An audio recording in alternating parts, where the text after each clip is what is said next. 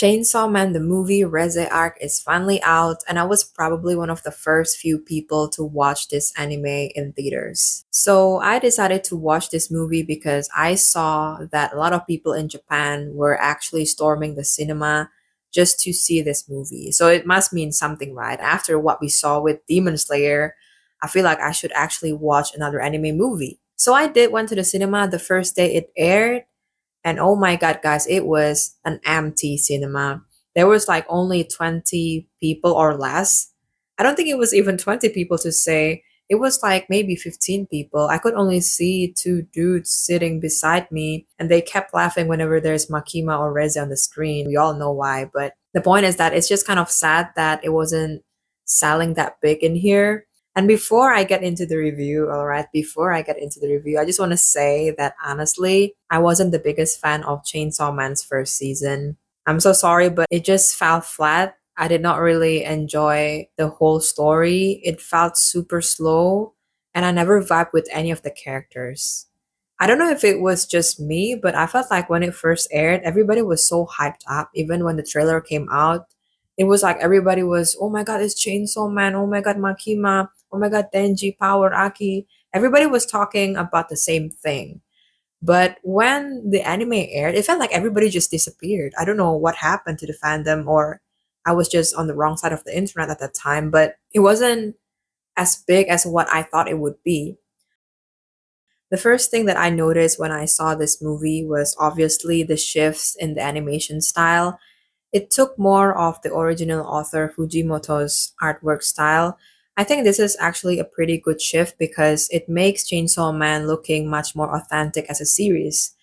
It's like you're watching the manga coming to life. I personally prefer this style way better than the first season. The first season looked much more generic, like any new anime right now, and I'm glad that they actually changed to this more authentic Fujimoto styling. So that's a plus point. The next big thing that I found pretty nice about this movie was actually the soundtrack. The soundtrack was so amazing. I actually loved the piano. It was playing at the crucial moments. It was beautiful. I actually really enjoyed it. And also the songs by Kenji Yonezu. Oh my god, guys, it was so good.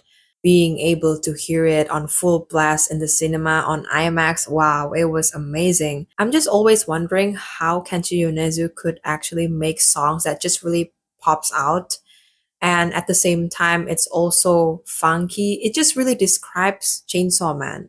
I don't know, I think he's just a genius, man. At this point, he's just the picture of the anime industry as well. Ari's art was one hell of a ride. I actually really loved it when it played on the first scenes on the opening of this movie. It was great. It was funky, it was colorful, it was explosive. I really loved it. And the ending part of this movie had this song called Jane Doe. I think this song was actually talking about Reze. It was a really emotional and beautiful song. I really loved it. It was slow, it was calming, it was everything. And it really does match the ending of this movie. It sounded like a cafe music, right? It sounded like you are just sitting in a cafe and then just silently listening to the melody. I feel like Kenti Yonezu really captured the essence of Reze and Denji from this movie. And I actually really love that every single song that he made somehow just told us a story from the anime, and it was wow, it was amazing. So spoiler alert, I'm going to be talking about this movie in detail. I'm going to be talking about what happened, and I'm gonna say all my thoughts about it. When I watched Chainsaw Man, the first thing that came up to my mind was how the hell did the author actually sit down, draw, and think about all these weird ideas coming to this story? Because there's always so many gross things happening in Chainsaw Man, just like how Denji and Reze kissed, and then suddenly Denji's tongue was out of his mouth. Oh my god, guys, it was such a funny and super gross experience. I felt very bad for Denji, man. He wanted to be loved, and then somebody just took the tongue out of his mouth. Oh my god, guys, it was so funny and weird at the same time. But I guess that's the biggest charm of Chainsaw Man, isn't it? Like the grossest ideas being placed into a story that is heavily packed with action and romance and basically a mix of everything. So in Chainsaw Man, you'll never guess what's going to happen next. And I feel that's the strongest part about Chainsaw Man. And then, of course, after that, we also got explosive shonen battle between Reze and Denji. We also had some additional supporting characters like Beam and the Typhoon Devil. It was really cool. I actually really loved the cinematography, the choreography in the fight scenes. It was beautifully well done.